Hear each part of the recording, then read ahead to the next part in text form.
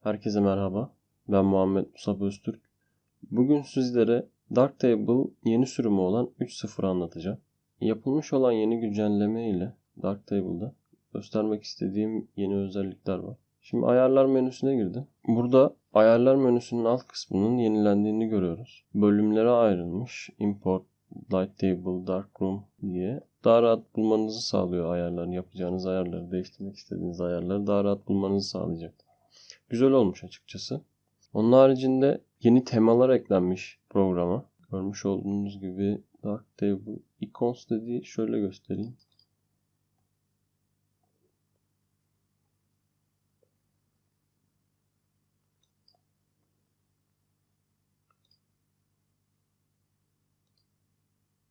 Varsayılan Darktable eski kullandığımız tema. Icons'ta modüllerin yanına ikonları geliyor. Tabi burada asıl yapılmak istenen değişiklik temanın renkleri ve parlaklığında. Gray dediğimizde Darktable Icons Gray dediğimizde gördüğünüz gibi çok parlak bir tema oluşturuyor veya Darker dediğimizde daha karanlık bir tema oluşturuyor. Yazı tipi değişiyor. Varsayılan Darktable ayarına geldim ben tekrardan. Tekrar Light Table'a geri dönüyorum. Light Table'ın alt kısmına bir zaman çizelgesi eklenmiş. Burada görmek istediğiniz tarihin fotoğraflarının üzerine tıkladığınızda, grubun üzerine tıkladığınızda getiriyor. Veya seçim yaptığınız aralıktaki tarihin fotoğraflarını getiriyor. Bu şekilde yeni bir özellik eklenmiş. Açıkçası bulmak istediğiniz fotoğrafları arşivlerken tarihe göre arşivliyorsanız bu çok güzel işinize yarar. Hatırladığınız bir yerde o tarihin fotoğraflarını seçebilirsiniz. Yine burada Collect Image'in ayarını değiştirip zamana göre ayarlıyor. Light Table'da fotoğrafa tam boyutlu bakmak istediğinizde eskiden Z'ye basılı tutup bakabiliyorduk. Onu değiştirmişler. W'ye bastığınızda fotoğrafı tam boyutlu görebiliyorsunuz. Alt W'ye bastığınızda ise fotoğrafı tam boyutlu olarak gösteriyor ve bu şekilde bırakıyor. W'da sadece basılı tutarken bu şekilde tam boyutlu görebiliyordunuz. Tekrar W'ye bastığınızda geri geliyor. Fotoğraf makinesinin nereye odak yaptığını görmek istediğinizde de Ctrl W yapıyorsunuz. Görmüş olduğunuz gibi netlik alanlarını işaretliyor. Fotoğrafları kıyaslamanızı sağlayacak yeni bir özellik. Alt kısımda bulunan Calling özelliği. Burada fotoğraflarınızı yan yana gösterip size hangi fotoğrafı kıyaslama yapabileceğinizi veya hangi fotoğrafı diğeriyle görmek istediğinizi gösteriyor. Burada şöyle bir özellik var. Kontrole basılı tutarak mouse tekerleğini çevirdiğinizde iki fotoğrafın da yaklaştırıp kıyaslamanızı sağlar. Burada yönünü değiştirebilirsiniz. Açıkçası bu çok faydalı olmuş. Fotoğrafları seçmenize yardımcı olacak çok faydalı bir özellik gerçekleştirmişler. Bunu en fazla 4 fotoğrafta gerçekleştirebiliyoruz. Bunu tam ekranda görmek istediğimizde yine taba bastığımızda fotoğraflarımızı seçerken çok büyük kolaylık olacağını düşünüyorum. Dışa aktarmaya yeni ayarlar eklenmiş. Burada sağ alt köşede görebiliyorsunuz. Yine oluşturulan yeni kısa yollardan birisi. H tuşuna basılı tuttuğunuzda bulunmuş olduğunuz penceredeki kısa yolları gösteriyor. Ayrıca H tuşuna bastıktan sonra basılı tutarken alta basıp tekrar H'ye bastığınızda gelen kısa yol ekranı kalıyor, kaybolmuyor. Tekrar H'ye bastığınızda geri dönüyorsunuz. Ancak bu özellik Caps Lock açıkken, büyük harf yazma açıkken çalışmıyor. Yeni kısa yollardan Ctrl H'ye bastığınızda program ismi ve bilgi çubuğunun olduğu kısım kayboluyor. Üst tarafta bulunan. Ctrl F'e bastığınızda alt tarafta bulunan zaman çizelgesi kayboluyor. Kapatıp açabilirsiniz Ctrl F ile. Ayrıca B tuşuna bastığınızda kenarlarda bulunan üçgenler kapatıp açılıyor. Yine yeni kısa yollardan Darkroom'da Ctrl Shift B yaptığınızda alt kısımda bulunan bilgi çubuğu kapanıyor.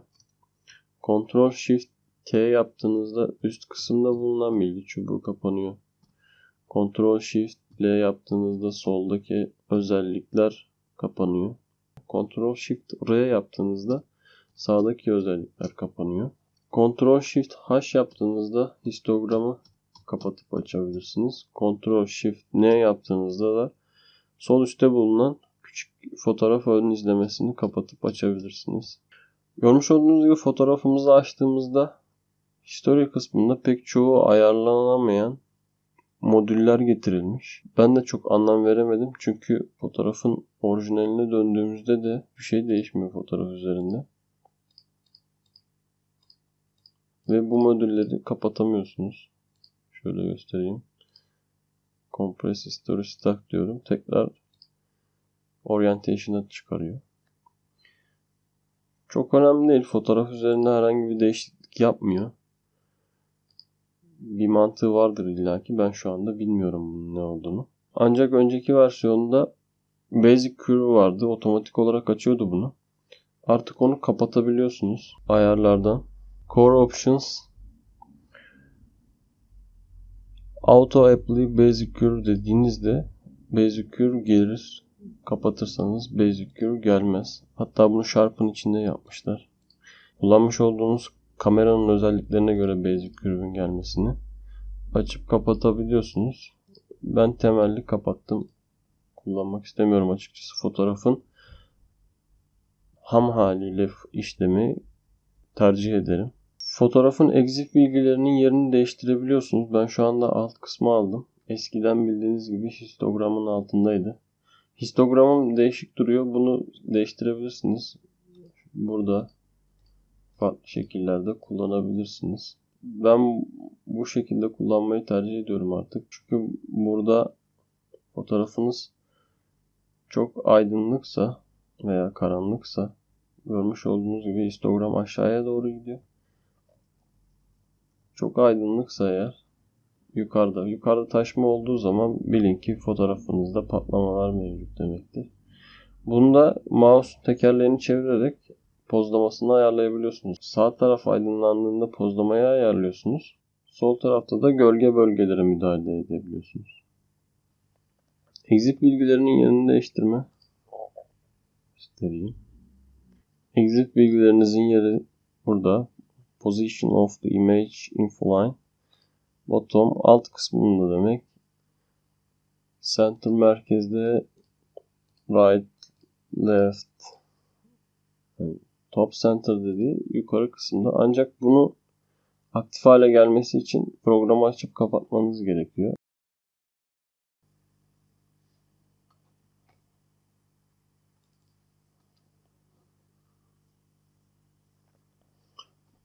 Görmüş olduğunuz gibi exif bilgilerinin konumu değişti.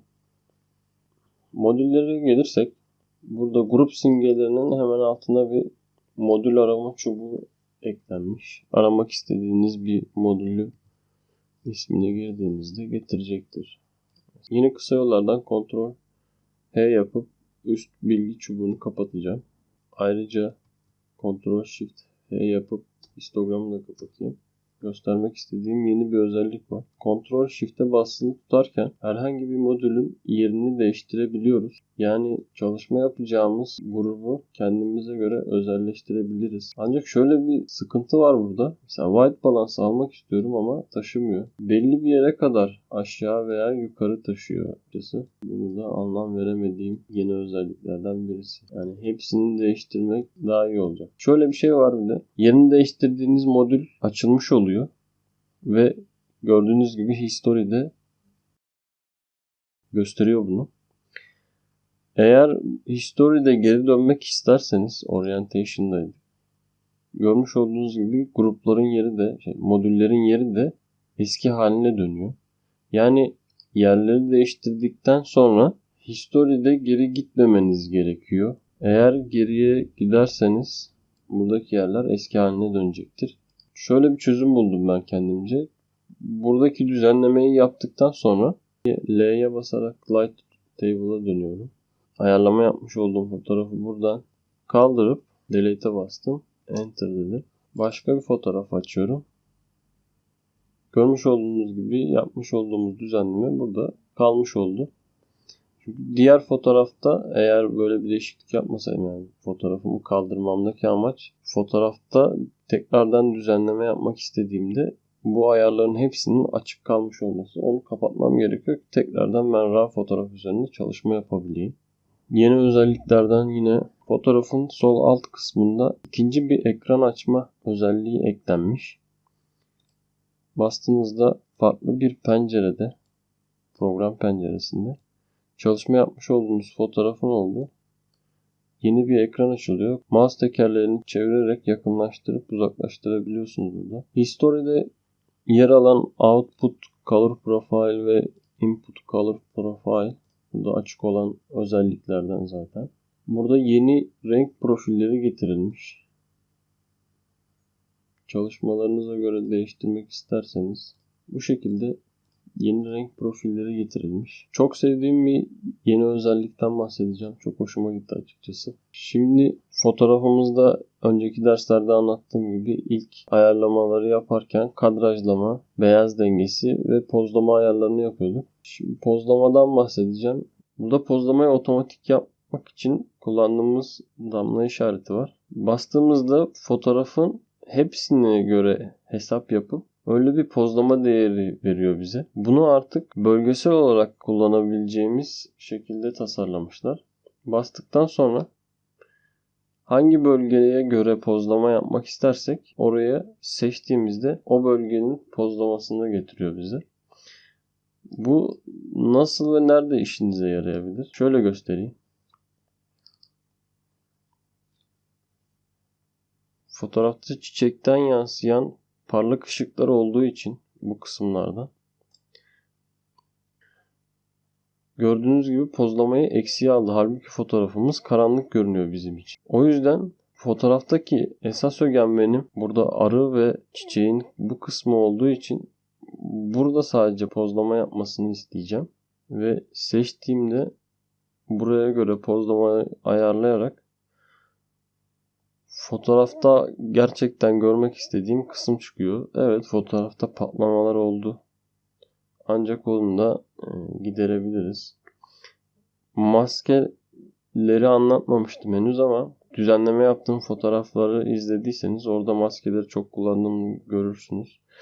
Burada maskelerin kullanım şeklini değiştirmişler. Sadece simgelerden ibaret olmuş maskeler. Ve şu an fotoğraf için bu patlayan kısımları geri kazanmak adına paramedik mask uyguluyorum mesela.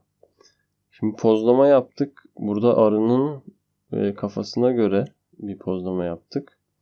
Ve diğer bütün fotoğrafı etkilediği için yapmış olduğumuz pozlama aydınlık bölgeler patlama yaptı. O yüzden aydınlık bölgeleri pozlamanın dışında tutmasını isteyeceğim. Şimdi maskeden.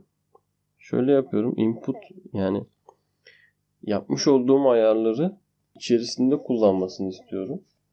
Input'tan karanlık bölgeler, aydınlık bölgeler. Aydınlık bölgelere uygulamaması için sadece benim ayarladığım yerde pozlama yapmasını isteyeceğim. Onu da buradan şöyle göstereyim. Tıkladığımızda görmüş olduğunuz gibi aydınlık bölgeleri harici tutuyor. Yani bu bölgelerde pozlamayı yapmayacak. Yapmış olduğumuz pozlama ayarını kullanmayacak demek oluyor bu.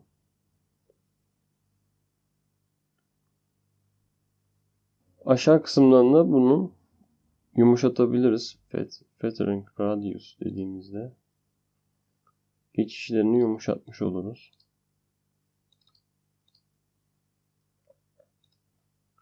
Fotoğrafımıza geri dönelim. Bunu çok sevdim açıkçası. Yani pozlamayı yaparken veya farklı modüllerde kullanırken bölgesel olarak ön plana çıkarmak istediğimiz yeri seçip diğerlerini otomatik olarak ayarlatabiliriz. Ayrıca programa birçok yeni modüller eklenmiş. Onları da ilerleyen bölümlerde anlatacağım. Şimdilik anlatacaklarım bu kadar. Sormak istediğiniz konular varsa ya da benim eksik kaldığım bilgiler varsa onları da yorumlar kısmında paylaşabilirsiniz. Daha sonraki bölümlerde görüşmek üzere. Hoşça kalın.